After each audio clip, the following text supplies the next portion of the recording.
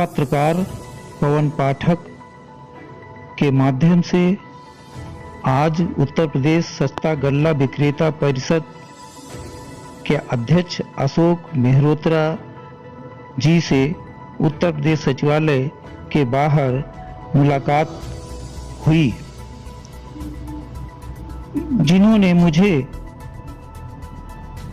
उत्तर प्रदेश के 80,000 से अधिक कोटेदारों की समस्याओं के संबंध में एक मांग पत्र दिखाया।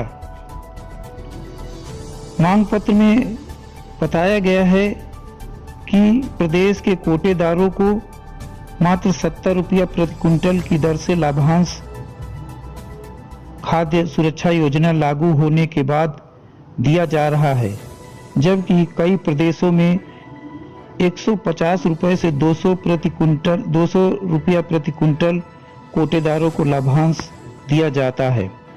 साथ ही ये भी बताया कि 70 रुपये में से 40 से 45 रुपया प्रति क्विंटल खाद्यान्न गोदाम से दुकानों तक ले जाने में खर्च हो जाता है। शेष बचे रुपए दुकान का किराया, बिजली बिल, तौलने वाले की मजदूरी एवं अन्य मदों में खर्च हो जाने के उपरांत कोटेदारों को कुछ भी लाभ नहीं मिलता है। कुल मिला के अन्य प्रदेश की भांति 200 रुपया प्रति क्विंटल दिए जाने की मांग की है। खाद्य सुरक्षा योजना में खाद्यान्न की आपूर्ति डोर स्टेप डिलीवरी के माध्यम से दुकानों तक पूरी मात्रा में बगैर भाड़े दिए पूरी मात्रा में मई बोरे के वजन सहित खाद्यान्न पहुंचाने का स्पष्ट आदेश है, परंतु डोर स्टेप डिलीवरी न हो करके कोटेदारों को ही भाड़ा एवं बगैर तौले एवरेज के वजन पर गेहूं चावल बोरे के वजन के साथ दिया जा रहा है। इन्होंने डोर स्टेप डिलीवरी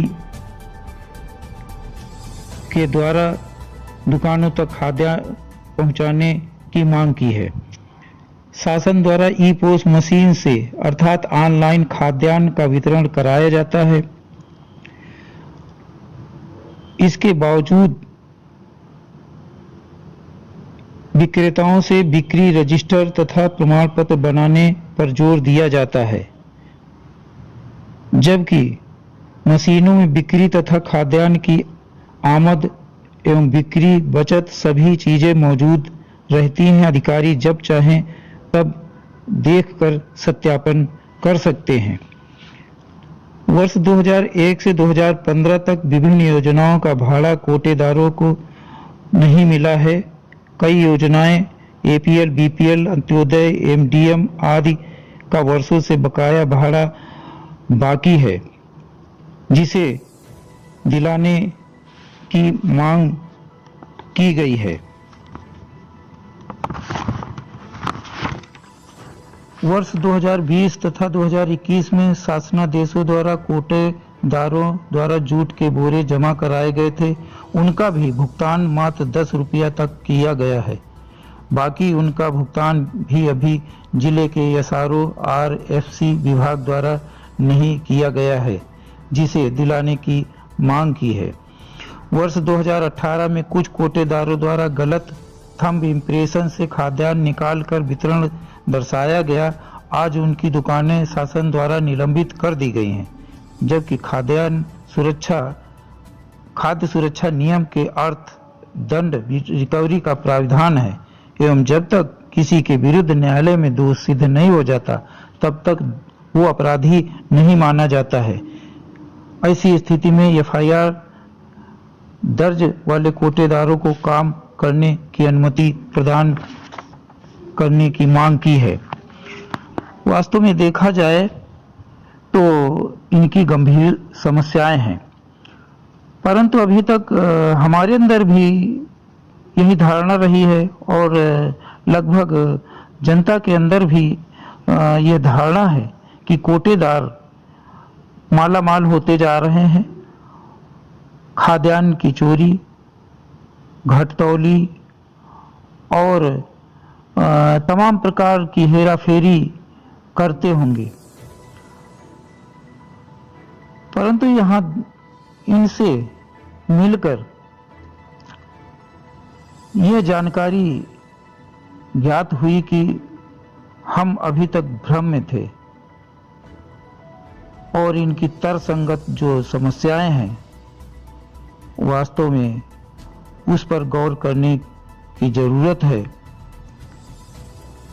इन्होंने यह भी बताया कि अपनी समस्याओं के निराकरण के लिए 4 अक्टूबर 2021 को उत्तर प्रदेश के माननीय उप मुख्यमंत्री केशव प्रसाद मौर्य जी से प्रतिनिधिमंडल के साथ मुलाकात किया। 10 अक्टूबर 2021 को खाद्य रसद विभाग माननीय मुख्यमंत्री जी के पास होने की वजह से माननीय मुख्यमंत्री जी को भी अपना मांग पत्र भेजा, परंतु अभी तक